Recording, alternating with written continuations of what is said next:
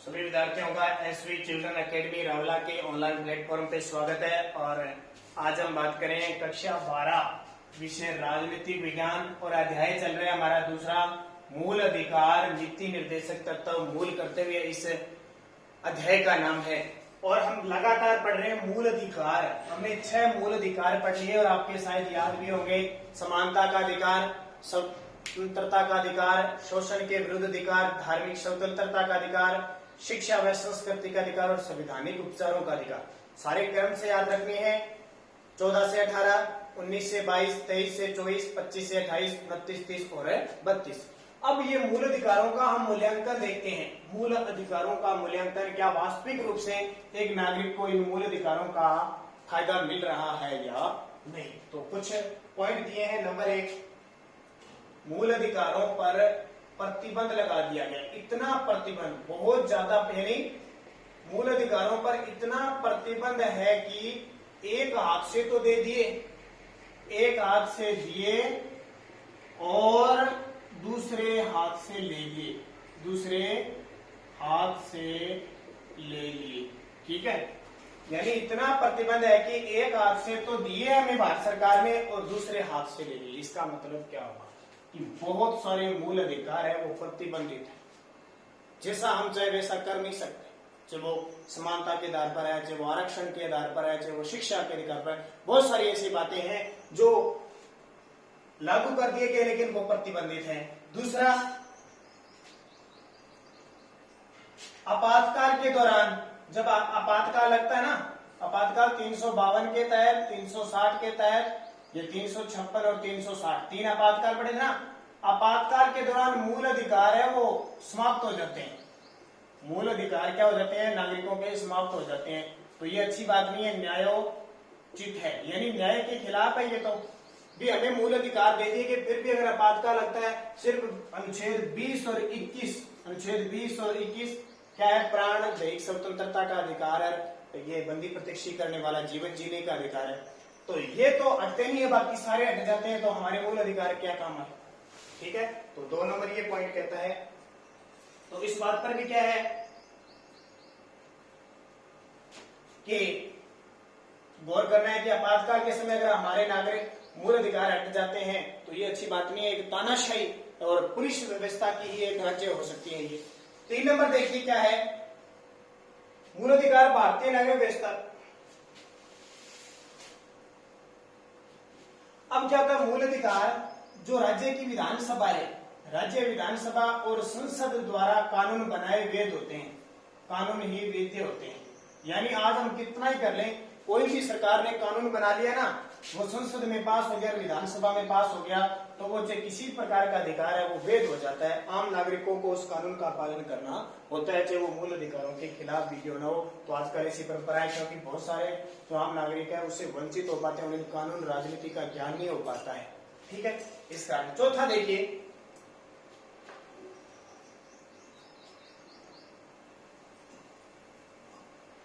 अब चौथा ये है कि जो मूल अधिकार है वो ज्यादातर राजनीतिक दबाव को हटाने के लिए, दबाव को हटाने के लिए वह वैधानिक व्यवस्था के अनुसार किया जाता है।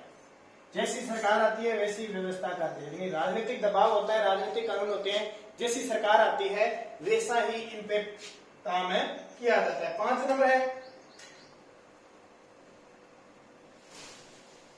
अब मूल अधिकारों में खास करके आरक्षण की व्यवस्था की गई है। खास करके एससी यानी अनुसूचित जाति, एसटी अनुसूचित जनजाति, ओबीसी अन्य पिछड़ा वर्ग, इन जातियों को आरक्षण तो दिया गया है, इन जातियों को। लेकिन कब? ये राजनीतिक वोट है, राजनीतिक वोटों की व्यवस्था है, यानी जब जरूरत पड़ी है इनको याद किया जाता है, वरना नहीं याद किया जाता। चाहे अनुसूचित जाति है, जनजाति है, कोई भी जाति है, ये पिछड़ा वर्ग है, जो निम्न जाति है, उनको जब राजनीति की जरूरत होती है, किसी नेता को जरूरत होती है, किसी सरकार को जरूरत है, तो इन्हें सुविधा दी जाती है, वरना कुछ नहीं मिलता है। ठीक है, तो ये एक मूल अधिकार एक अस्तित्व के रूप में बनकर रह गया। एक है, ये बात कर रहा है शोषण के विरुद्ध अधिकार, अनुच्छेद है ना, शोषण के विरुद्ध अधिकार। तो इसमें क्या है? जो बाल मजदूरी है, बाल श्रमिक है, बेरोजगार है, उनके लिए व्यवस्था की गई है लेकिन वास्तविक रूप से क्या है, अब तक उन्हें रोजगार नहीं मिला, अच्छी शिक्षा नहीं मिली।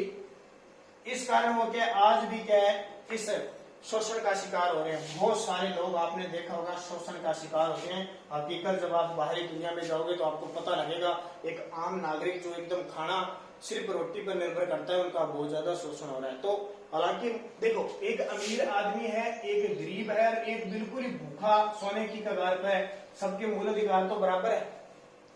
एक अमीर आदमी अमीर होता जा रहा है, एक गरीब आदमी गरीब होता जा रहा है। ये कहाँ का मूल अधिकार है, कहाँ की स्वतंत्रता है? नहीं। तो यहाँ पे भी ऐसा लगता है कि मूल अधिकार है वो सरकार के द्वारा प्रतिबंधित है। 7 नंबर देखिए, जो आम नागरिक होता है, मूल अधिकार में बात तो ये कही गई है कि आम नागरिक होता है, मूल अधिकार में ये बात है कि जो मूल अधिकार का अगर कोई हनन करता है तो कहाँ जा सकते हैं? कोर्ट में जा सकते हैं, न्यायपालिका में जा सकते हैं, न्यायालय में जा सकते हैं। लेकिन न्याय इतनी खर्चीली है, इतनी खर्चीली, इतनी देरी लगती है कि आम आदमी की तो वहां कुछ नहीं बनता है। ठीक है, आज एक आम आदमी जाके ये कह दे कि मुझे न्याय नहीं मिल रहा, जो नागरिकों के अनुच्छेद है, जो धाराएं हैं, उसके तहत हमें न्याय नहीं मिल रहा, तो क्या वो न्यायालय में जाकर इतनी खर्चीली व्यवस्था, वकील के पास जाएगा, वो वकील कहेगा 1 लाख रुपए लूंगा फिर तेरा केस लड़ूंगा। अब एक आम आदमी के पास 2000 रुपए नहीं है, वो 1 लाख कैसे दे? फिर अगर किसी ने लड़ लिया तो इतना समय लग जाता है, 15 से 20 साल की उसकी मृत्यु हो जाती है, लेकिन उसको न्याय नहीं मिलता, उसकी पीढ़ियां गुजर जाती है, उसको न्याय नहीं मिलता। तो ये मूल अधिकार, हम कहते हैं ना, मूल अधिकार को न्यायालय में चुनौती दी जा सकती है, लेकिन बड़े लोग मूल अधिकारों को चुनौती दे सकते हैं, एक आम नागरिक और गरीब लोग न्यायालय में चुनौती नहीं दे सकते। तो ये सारा क्या है, मूल अधिकारों का मूल्यांकन किया गया है कि सरकार ने मूल अधिकार तो हमें दे दिए, लेकिन इन पर इतना प्रतिबंध और इतनी शर्त लगा रखी है कि आम नागरिक को इसका फायदा नहीं मिल पाता है। मान लो जैसे आपातकाल है, आपातकाल में ये अनुच्छेद समाप्त हो जाए, मौलिक अधिकार समाप्त हो जाए, तो गरीब जो अमीर लोग हैं, बड़े बड़े लोग हैं, उनको तो कोई फर्क नहीं पड़ेगा, लेकिन गरीब लोगों के साथ अन्याय होगा। तो ये थे। अब बात करते हैं नीति निर्देशक तत्व। नीति निर्देशक तत्व, सबसे पहले ध्यान रखना, नीति बनाकर निर्देश देकर जो काम किए जाते हैं वो नीति निर्देशक तत्व है। और संविधान के अनुच्छेद 36 से लेकर 51 तक नीति निर्देशक तत्व है। संविधान के अनुच्छेद 36 से लेकर 51 तक का उल्लेख है, और भाग 22 है ना टोटल, भाग 4 में इसका उल्लेख है। भाग 4 मूल अधिकार में देखिए, भाग 3 और 12 से लेकर 35 तक है। ये 36 से लेकर 51 तक नीति निर्देशक तत्व और भाग 4 है। हमने किस देश से लिए? तो आयरलैंड से लिए हमने। किससे लिए? आयरलैंड से लिए। जैसे मौलिक मूल अधिकार हमने कहां से लिए?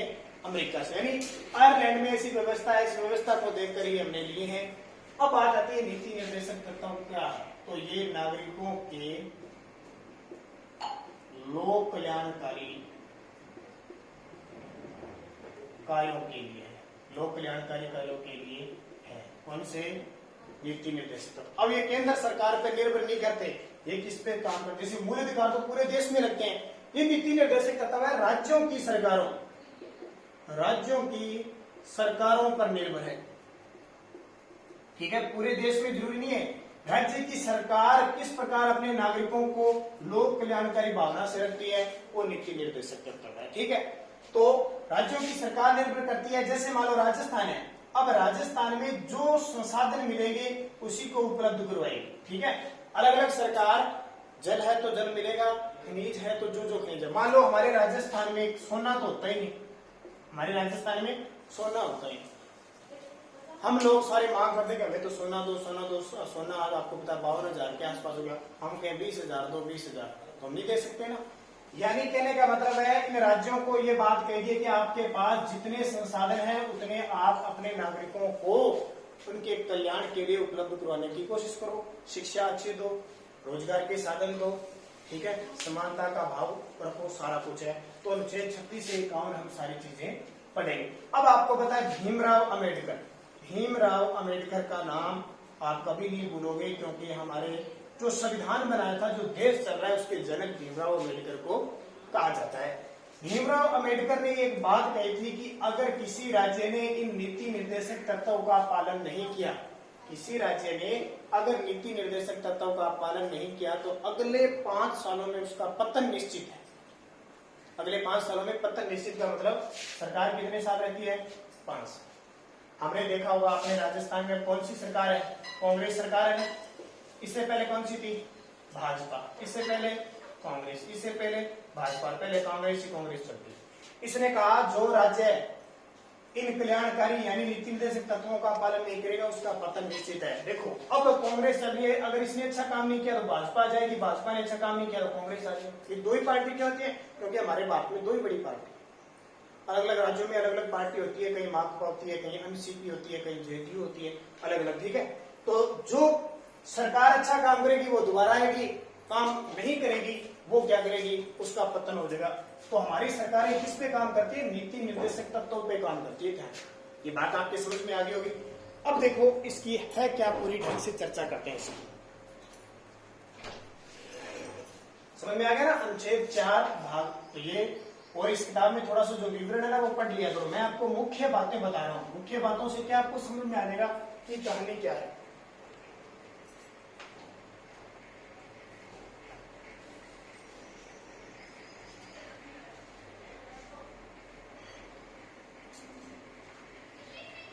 अब नंबर 1 आता है, इसके कुछ सुविधा की दृष्टि से, अध्ययन की दृष्टि से अलग अलग प्रकार हैं। तो मैं सबसे पहले बात करता हूं क्या है? आर्थिक सुरक्षा। आर्थिक सुरक्षा संबंधी नीति निर्देशक तत्व। अब राज्य के आर्थिक सुरक्षा संबंधी नीति निर्देशक तत्व तो ही निर्देशक तत्व। अब कौन कौन से? देखो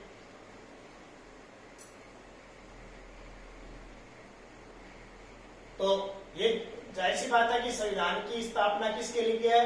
नागरिकों के लोक कल्याणकारी की। और लोक कल्याणकारी को राजनीति हो सकते हैं, आर्थिक हो सकते हैं, सामाजिक हो सकते हैं। तो मैंने अनुच्छेद पढ़ेंगे। देखो 36 से 51 है ना, लेकिन हमें सारे पढ़ने की जरूरत नहीं है। मैं पढ़ता हूँ अनुच्छेद 39 39 में क्या कहा गया है? अनुच्छेद के अंदर स्त्री व पुरुष को समान, स्त्री व पुरुष को समान नागरिक सम्मान दिया गया है। ठीक है, समान नागरिक सम्मान के रूप में दिया जाता है, इससे वो किसी भी क्षेत्र में हो। यानी अब आज अगर नौकरी लगते हैं तो भी स्त्री को बराबर का हक दिया जा रहा है। ऐसा हो रहा है क्या? कहीं एक स्त्री अध्यापिका है और एक पुरुष अध्यापक है कहीं स्कूल में। अब इस पुरुष को तो 40,000 रुपए मिल रहे हैं और कहीं देखा गया अध्यापिका को 20,000 रुपए मिल रहे हैं। नहीं, इस अध्यापिका को कितने मिल रहे हैं? 40,000। समान नागरिकता का अधिकार दिया गया, हर चीज में समान दिया गया। आपने देखा होगा बसों में आप कभी भी जाते हो तो ऐसा लिखा होता है कि ये स्त्री सीट है और ये पुरुष सीट है, इस तरफ स्त्री, फिर भी अधिकार दिया। क्योंकि कई जगह ऐसा होता है कि स्त्री को बैठने नहीं देती। हम जाते हैं ना, कितना सम्मान करते हैं, बस में जाते हैं तो जब कोई किसी लेडीज आ जाती है, चाहे वो बुजुर्ग है कैसी भी, हम इतनी कोशिश करते हैं कि हमारी सीट देने की कोशिश करते हैं ना। तो एक समान भाव हम रखते हैं। कई बार नहीं हो पाता लेकिन फिर भी हम कोशिश करते हैं। तो नागरिकों के लिए अलग से व्यवहार किया जाता है, उन्हें सामूहिक हित के लिए रखा जाता है। संपत्ति और उत्पादन के साधन, इसी में है संपत्ति व उत्पादन के साधनों को इस प्रकार, संपत्ति और उत्पादन के साधन है वो इस प्रकार बांटे गए हैं।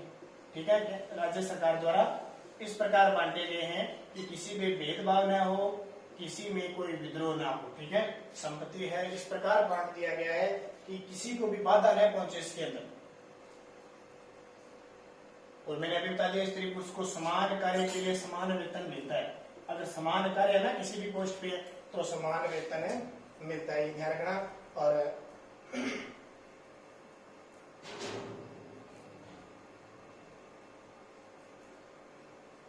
और आपको पता है श्रमिक जो होते हैं, श्रमिक होते हैं ना, श्रमिक काम करते हैं, चाहे खेतों में हो चाहे कारखानों में। तो श्रमिक जो पुरुष हो चाहे महिला हो चाहे बच्चे हो, उनको जो अधिकार दिए जाते हैं, जो सरकार के द्वारा अधिकार प्राप्त है, वो उन्हें समान रूप से प्राप्त होते हैं, उन्हें किसी प्रकार की बाधा नहीं आती है। ध्यान रखना। और दूसरी बहुत सारे स्वास्थ्य के लिए, चिकित्सा स्वास्थ्य के लिए सारी व्यवस्थाएं की गई है। ठीक है, 39 में कहने का मतलब आर्थिक क्षेत्र में जो भी सरकार कर सकती है वो सारे काम अनुच्छेद 39 के तहत किए गए। अब देखिए अनुच्छेद 41, थोड़ी थोड़ी बातें बताता हूं आपको, ज्यादा बताने की जरूरत नहीं है।